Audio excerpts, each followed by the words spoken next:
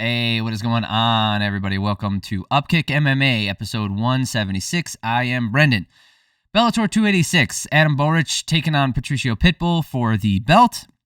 McKee Jr. taking on Carlyle, Pico, Jeremy Kennedy, and Juan Archuleta, Enrique Barzola. We're going to cover the main card here. If you're going to look for the prelims, that'll be in the next video, and then I'll also cover the UFC later. So before we get started, real quick, if you like MMA, you like podcasts about MMA. What's a podcast?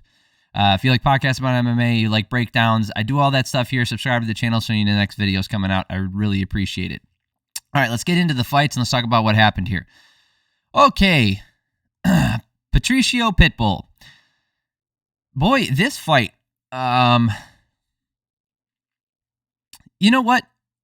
I don't want to be too harsh. I was up late watching these fights, so it was a lot of fights, right? There was a UFC event and a Bellator event, and I watched every single one.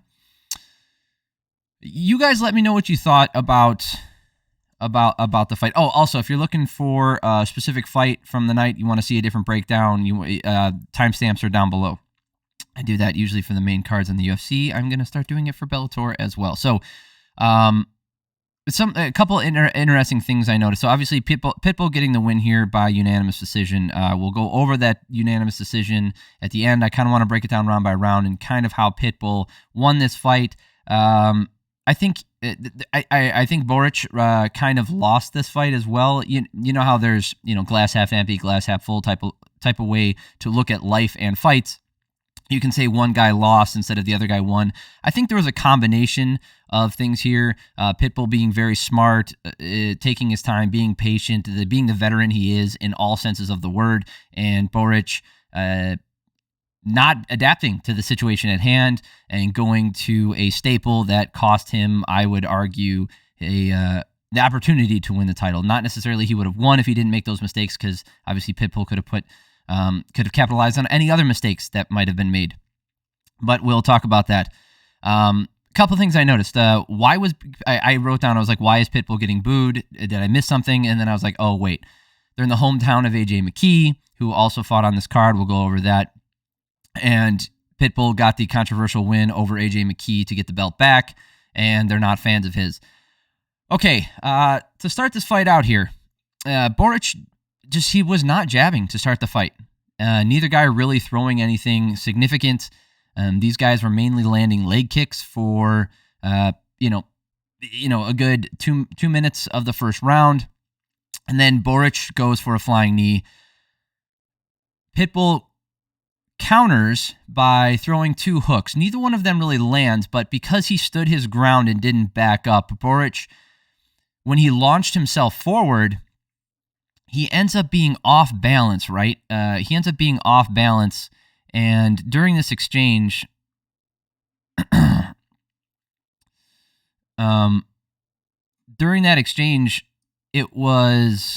it's very similar to this one. I know this was in the later round, but you can see Borics here is elevated, going up for that flying knee. Here's another one where he's going for a flying knee. That actually might have been the same interaction here. He took Borics off his feet at one point with a leg kick. Looking at the fight as a whole, right? Obviously, I already gave you reasons why I thought Pitbull won this one, but this was the story of the fight for me. So Borics makes that mistake. He throws a flying knee. Pitbull stands his ground, and because Borics launched himself forward, he was off balance, and Pitbull didn't get hit by anything from that knee, and then pushes him down, gets on top. Borics got underhooks, but Pitbull reversed it, got on top, got on the ground again. Borics not managing distance very well, and he started getting tagged by Pitbull in the end of that first round. So Pitbull did land some strikes on the feet. Patricio is doing a really good job, but if Borics doesn't throw that knee, right? If Borics doesn't throw that knee, does it go to the ground that easily? You could say because of that that takedown that Pitbull managed to get, but I think that was already a grappling exchange, so they were already in there. Pitbull had him trying to escape and then got him back down to the ground, so I think that's a little bit different. So Borics goes to his bread and butter. He's got 3 knockout wins by flying knee in Bellator, so he goes to that well. Pitbull's not having it, takes him down, and then basically dominates that first round 10-9. Cool beans. So in the second round, I noticed something. Borics kept wading in when he was throwing, and he's there to be hit when he shouldn't be, right? So he's wading in when he throws, and he's not exiting fast enough, and Pitbull's countering really well. Now, this can be mitigated by using the jab. So you throw out the jab, which causes your opponent to react to the jab either by getting hit in the face. It temporarily limits their vision. Look at this, right? So if a fist comes at your face like that, you're temporarily losing vision. Vasily Lomachenko uses his technique really well. He'll actually throw a jab and hold it just for a split second, right? He'll hold it out there for a portion of a second and then move his feet to the side to exit. So he's actually in a different place than when you saw him last, and he does such a good job. Just like I said, he holds a jab out there, and then now all of a sudden he's gone, and he's able to counter and throw hooks from positions where people aren't used to it. So that's one way to mitigate the distance management of Pitbull. Also, because generally speaking, Borics is much taller here. You can see his reach 70.5 to that of Pitbull's 65. So he had a 5-inch reach advantage, which equates to 2.5 on each side. He should be able to touch Patricio when Patricio can't touch him.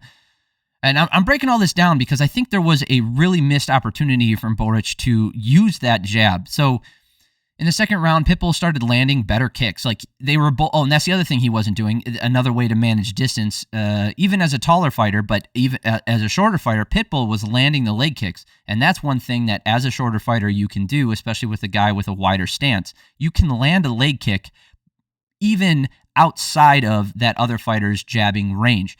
So this will help manage distance for the shorter fighter, but it can also be exploited by the taller fighter, because if one guy's in kicking range and he's shorter, then obviously the other guy is also going to be in kicking range if you're the taller fighter.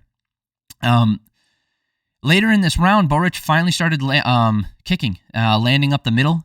Did really well. He did some stabbing kicks to the body, landing some good low kicks. I mean, he landed a few in the first round as well, but nothing was really significant. And then Pitbull gets the takedown, stays on top to the end of the round. Lots of booing.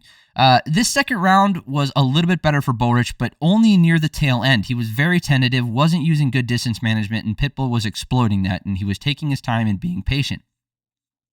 So I had it 2018 for Pitbull here. Borics goes for another flying knee at the start of the third fucking round here, guys. And again, I'll go over it because we'll talk about that again. So Pitbull catches him this time and puts him down. So that picture that I showed you earlier, that might actually be from the second round, where he catches him mid-flight here. So he goes for this flying knee, catches him, and then puts him down on the ground, and then proceeds to dominate him on the ground for the rest of that, pretty much the rest of this third round. Borics ends up giving up his back at one point with about a little over a minute left in the round, and then gets Pitbull too high on the hips and gets him. He shucks him off. Then he turns it around in the clinch, gets clinch control against the cage, where he shows that he is a strong fighter. Maybe not necessarily stronger, but strong enough with good positioning and head and hip position to keep Pitbull pressed against the fence. Fence? Fence. He keeps him pushed up against the cage, and then he was landing a little bit of damage using knees to the thigh, but this wasn't enough. Right, this wasn't enough to take the round because he spent so much time on his back, and a lot of that occurred because he threw the flying knee, got caught midair, and got put down. So he's thrown 2 of those, been caught both times, not with a punch, but caught both times, and put on his back and controlled on the ground. So I write in the start of the fourth round here, I was like, Borics really needs to stop fucking jumping. He needs to stop jumping and use the jab and throw low kicks, because that's what the key to victory for him here was: distance management and volume. He just didn't have it. Borics was able to actually move forward and landed a couple really good leg kicks. Nothing super damaging either way to start out this fourth round. Pitbull was actually waiting a little bit more. W-A-I-T, not W-A-D-D. So he was waiting now, and Pitbull was doing a very good job countering. I think I'll talk about it later. So Pitbull was doing this thing where he would false rush. So he would throw it's feinting positional movement, right? So he's not feinting a strike or feinting a takedown, but he would false rush. So he would, constantly push forward and then make a jittery movement towards Borics and try to draw out an attack from Adam, and then he would counter really well with those things. So he would get Borics to react to his movement, but in this fourth round, he was waiting a lot, wasn't moving forward as much, and Borics started to find his range a little bit better. He was doing well in this fourth round, and I wrote, if Borics fought like this in the first 3 rounds with low kicks, it would have been easy points.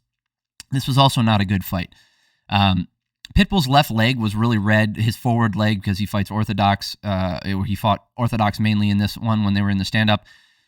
His leg was really red, and the jab was working now in the fourth round. I think Pitbull landed maybe 2 good punches in that fourth round, but Borics landed enough kicks to win the round, but he needs a finish to get a win or a 10-8 to get a tie, a 10-8 in the fifth round. So I actually had it 39-37 going into the final round here. Now, Borics was backing Pitbull up against the cage, landing combos for a couple seconds. And what a great way to start this last round. You could tell that the corner advice and I would say not the weight of the moment, but the realization of the moment, like, I'm going to lose this fight unless I am the aggressor. It kind of hit him, so he started moving forward, landed some really good combos, started landing on him. And then Borics then goes for another fucking flying knee and gets his back taken again, and then Pitbull ends up on his back, and he's a backpack. He goes backpack. He stands up. Borics actually got a body lock takedown with 90 seconds left. Pitbull had Borics' left arm locked up, but he wasn't able to posture up and land ground and pound. Borics was, because in top position, Pitbull did a really good job holding Borics' left arm and not allowing him to posture up. And then Borics he stayed in grappling exchanges for some fucking reason when they got up, and there was 20 seconds left, and he got put on his back. And despite how the round ended, I still think Borics put out enough damage in that last round to give it to him, to sway that. But if you were to give that last round to Pitbull, it's understandable. I totally get that. I had it 48-47 in favor of Pitbull, winning the first 3 rounds and then kind of coasting to a finish. So, real quick, we'll talk about, let's talk about the scorecards here. So, one of the judges had it how I saw it. The second judge had it 49-46, which, again, like I explained, if you gave that last round to Pitbull, totally understandable. There's no argument from me there. I could see it that way based off your interpretation, your view of it, and your position along the cage side, what you saw and what you grade as damage. Totally understand. That's fine. And then Derek clearly had it 50-45, meaning he didn't have Adam Borics winning that fourth round. That's going to go unnoticed. No one's going to talk about it. I make it a point to mention this, and I know if you watch my channel a lot, you hear me harp on this a lot, but I think someone needs to be talking about it, and I know that I don't have a wide-reaching audience right now, but that's okay. I just want to bring it out there and put it out there in the ether. So, judges who get rounds wrong but still get the overall decision right often go unnoticed, and I do think the decision was correct. And like I said, it's arguable that Borics even won that last round, so that's fine as well. But you're out of your fucking gourd if you think Borics didn't win that fourth round. He did way more damage. Pitbull didn't land, and he landed 2 really significant strikes, in my opinion, and didn't do anything with the grappling exchanges, wasn't close to a submission finish. But because of this, Derek clearly will not get, he's not going to get noticed, he's not going to get called out in the media because he got the decision right, and no one gives a shit. And arguably, Pitbull dominated the entire fight.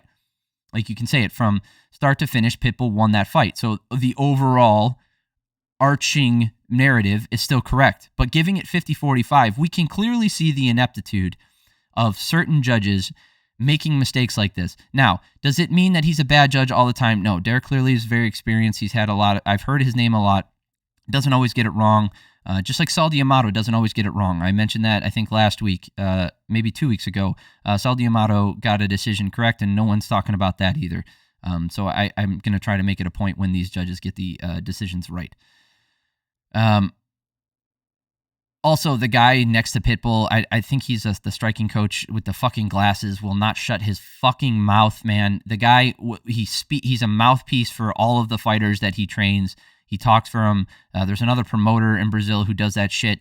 I fucking hate it. Like, they shouldn't be allowed. If they're going to put their own 2 cents in, they shouldn't be allowed in the cage. They shouldn't. I think he was in Pitbull's ear talking to him the whole time. Maybe he was translating for him, so I'll give him a pass because it seemed pretty passive, but every time I see that guy, he's doing the same shit.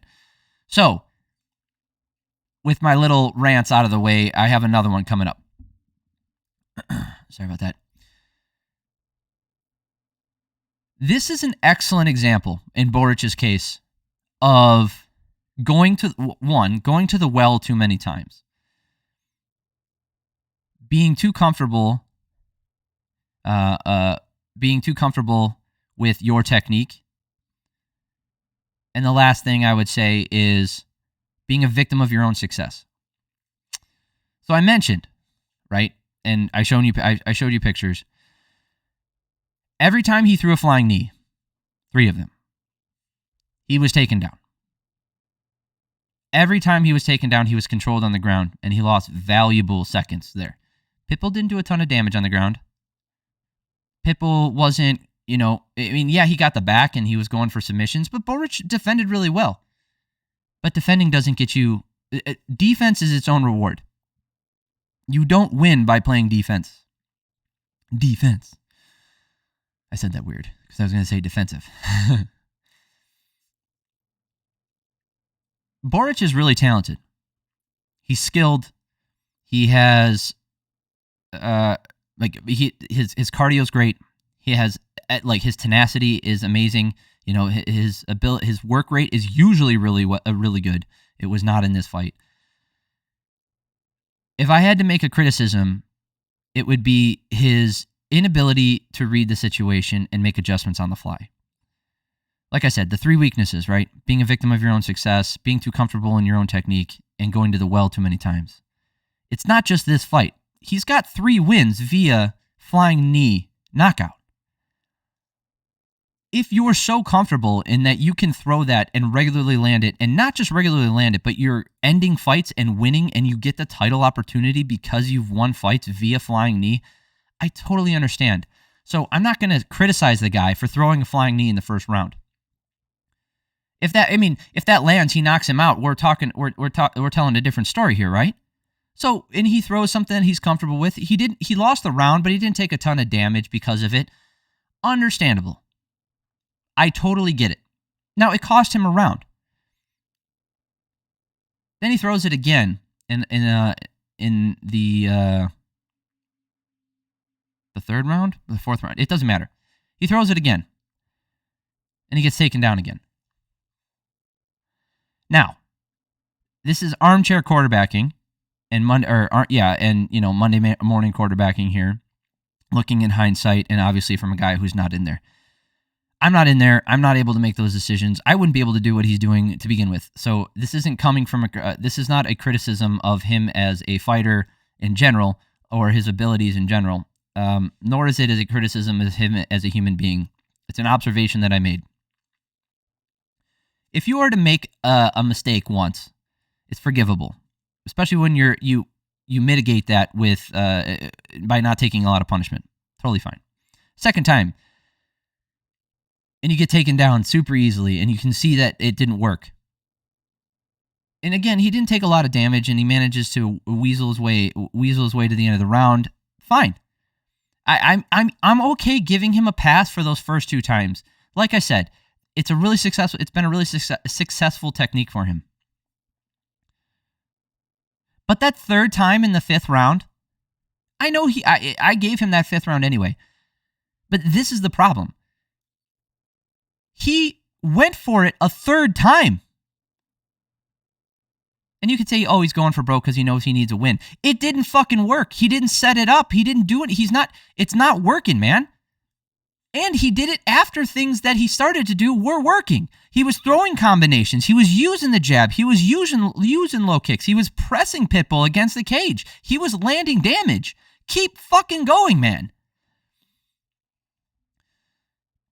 And that's why I said at the start of this, do I think if he doesn't throw those flying knees, he wins this fight? Not necessarily. There's no way of knowing.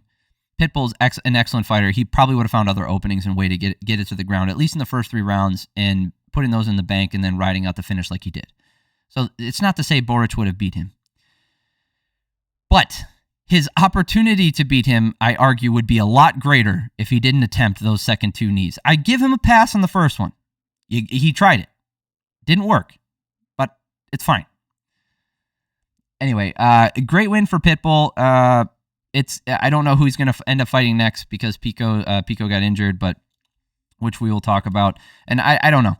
I think Borics has a big future ahead of him, and I'm still really excited to watch him fight. Okay, let's talk about some fucking craziness here.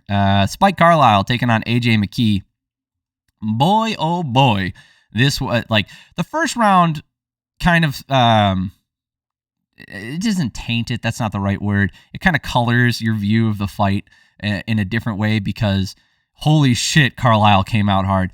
By the way, also, Spike missed weight by 0.2 pounds. There was a bit of a controversy. He said the scale was off by 0.2. He tested him, he tested on multiple scales, and he was on weight. I don't care. I don't know who to believe. But that being said, I still don't like weight misses. I'm not making excuses for that. I think that's still unacceptable. Weight misses are not okay. And then Spike Carlyle comes out to fight for your life. You know, the Hulkamania, like the whole get up and everything with the boa on and like the feather boa on. Dude, you got to love the guy. And then he, this is McKee's first fight at 155. So that was fun. Spike just ran right at him and starts he threw a kick, like a flying front kick thing. It starts winging punches. AJ landed a really good shot that stunned Spike early, and then the wrestling from AJ begins. AJ got the back, but then Spike turned it around. Carlyle just fought. Dude, he fought his ass off. He fought like crazy. AJ just kept getting better positions and working hard. Spike ends up getting on top with then McKee regaining control and regaining guard, and then back to half guard over and over. Spike is landing really good damage and ground and pound, and then AJ reversed it back and then gets back to the feet, and then AJ got to the mount and then to the back with the body triangle. Spike turns it around with 10 seconds left and turns around inside the body triangle, which is very painful, but manages to do it. Dude, it was the first round was just all action, fucking craziness. I loved it. It was so much fun to watch. Second round here starts with some sloppy spinning shit. Both guys were looking a little weird here. So this is Spike Carlyle coming out looking like Hulkamania. It's fucking fantastic. This if you like grappling and good grappling, this had it. And if you like effort, it had it here. At one point, AJ did land an elbow that cut open Carlyle. Second round starts with some sloppy spinning stuff. McKee, some sloppy grappling from Spike because he's a little bit tired. But the dude his work ethic, he just doesn't stop. He just keeps moving forward. AJ able to get the back again. Spike working his way back to the feet. AJ got another takedown. Just the output, just the nonstop grappling from these guys. AJ actually had a really tight anaconda attempt, and he started humping his head, which I thought was interesting. AJ spent the whole round in top and in control, so I gave it to him 2018. And then AJ could have easily won this fight with another takedown. Spike is so tired, but then AJ gets a takedown inside control, opens up a cut with the elbow. Spike gets back to his feet with really good defense and effort. AJ brings him right back down. Spike has no quit in him whatsoever. This fight really was, I know there wasn't a ton of striking on the feet, but as far as grappling exchanges and action, it just, you can't go wrong with this stuff. Spike Carlyle is fun to watch. I'll watch him fight any day. I love watching it. I had AJ winning that last round handily as well. Great fight for him, 30-27. You can't go wrong. Both these guys are great fighters. AJ McKee is a great fighter. I think Spike Carlyle is an action fighter that's fun to watch, and he has his moments, but I think he does have a really big weakness when it comes to pacing. But that's part of the reason why he's fun to watch, right? That makes him fun to watch. Okay, Jeremy Kennedy getting the win here over Aaron Pico. So this first round starts with Pico landing a really hard glancing left hook here that stunned Kennedy early. And then Kennedy gets underneath on a takedown attempt, puts him down, and then has his back pretty much the entire first round. Well, not his back, but he had control in the grappling exchanges in the entire first round. Pico wasn't able to defend. He started pointing to his left shoulder, and then during that exchange with his corner, it was theorized that he had a dislocated shoulder. And then you can see here in the corner between round 1 and 2, Pico's shoulder, like they're yanking on the shoulder, trying to pop it back into place. You can see it's clearly like his shoulder is out of place here. Like you can see like how his trap is dropped down here. The shoulder is actually the top of the humerus bone is sitting here, whereas the socket is up here. So for those of you guys, if you're just listening to this, like his left arm is actually hanging lower than it should be. It's coming out. It's not coming out of the spot that it's supposed to. The referee calls the doctor in, asks him to lift his head or his hand above his head, and you can see on his face like the pain that he's in. He's not able to do it. This is kind of a bummer because Pico didn't do anything wrong necessarily. It's just an unfortunate series of events, and then he fought through it in the first round. Doesn't call for a pause in the action, right? That's what happened to Junior Dos Santos. I know I've brought this up in the past couple of weeks, but Junior Dos Santos dislocated his shoulder throwing punches at Jorgen De Castro, and then while he was moving forward, he kept pointing at his shoulder and winging it around, and then the fight got stopped because of that. Pico was in the grappling exchanges. He didn't call for a pause in the action, didn't call for the doctor or anything like that, didn't call for a timeout. Therefore, the fight continued, and then he said he was ready to go. The corner obviously wasn't able to get the shoulder to go back into place, which is unfortunate, but he was ready to go, and he said he was ready to fight. The doctor made the decision, and I agree with the call here. And I'll tell you, it's based off of what I heard from the referee. So the doctor says, like he comes in there and Pico immediately is like, I'm ready to go. Let's go. He's like, I'm good. And he's moving his shoulder around. And that's when the doctor says, lift it above your head. And then, that picture right here with his, trying like in pain, trying to lift his hand above his head. And he clearly can't. So because of that, the doctor has some pause and he's like, I don't know. And then Pico's like, come on. He's like, this happens all the time. Shoulders pop out of place. He's like, pop it back in place. I'm ready to go. Like, this isn't the first this happens. This happens in wrestling. And then the judge, the referee says, you might have a broken clavicle. And the doctor's like, yeah, he's like, we just can't. So here's something that did happen. I just want to make a quick comment on it. Josh Thompson was making the argument that the fight should not have been stopped, making the argument that, because he didn't call for a pause in the action and he was ready to fight and it's just a shoulder popped out of place, then the fight should have kept going. But John McCarthy is saying that the fight should not have continued. It was a good stoppage because the doctor is forced to come in and he made the decision. So because of that, I tend to agree with Mike McCarthy, Big John McCarthy here. And here's the reason. You don't know if it's a shoulder popped out of place or it is a broken clavicle. So if it's a broken clavicle, that injury can get way worse, and the protection of the fighters, the safety of the fighters takes precedence over everything else. So lucky win for Kennedy here, unfortunate loss for Pico. All right. Okay, and the first fight on the card here, Juan Archuleta taking on Enrique Barzola. What a good fight this was. Wow, just incredible. I actually don't have pictures for that one, but it was incredible to watch. Lots of action. Juan was pressing forward and swinging hard, landing good shots up top. Juan got the takedown and gets the back. He gets right back to striking. Juan landed a leg kick as Barzola jumped up in the air and followed up with a beautiful right hand. Barzola was changing levels to try to get a takedown to slow some of the damage that was coming his way, but Juan looked like he landed a kick to the head when Barzola was on the ground.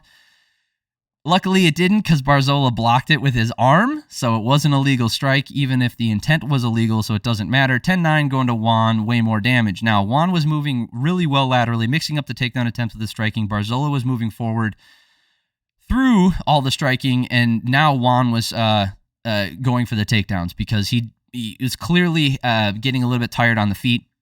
And Barzola had his moments in the second round, but Juan just landed more damage, and I had it 2018. Juan really forced the takedowns and engaged the grappling and looked like he was a little tired in the striking. Barzola really started to put the pressure on and got the takedown and started taking the back with 45 seconds left. Didn't get the finish, and Juan escaped to land a flying knee, but the last round went to Barzola, in my opinion. That being said, Juan Archuleta should get the win. Someone gave it 30-27, giving all 3 rounds to Archuleta. I don't agree with that. Again, we already talked about how I don't agree with those things. But they did get the decision right, so that's good. Anyway, that's it. If you're looking for the prelims, that's going to be in the next video. Thank you guys so much for stopping by. It's the first time you're watching the channel. Thank you so much for being here. Subscribe to the channel so you know when the next videos are coming out. Go check out some of my other stuff. Hope you guys have an amazing week, and I love y'all.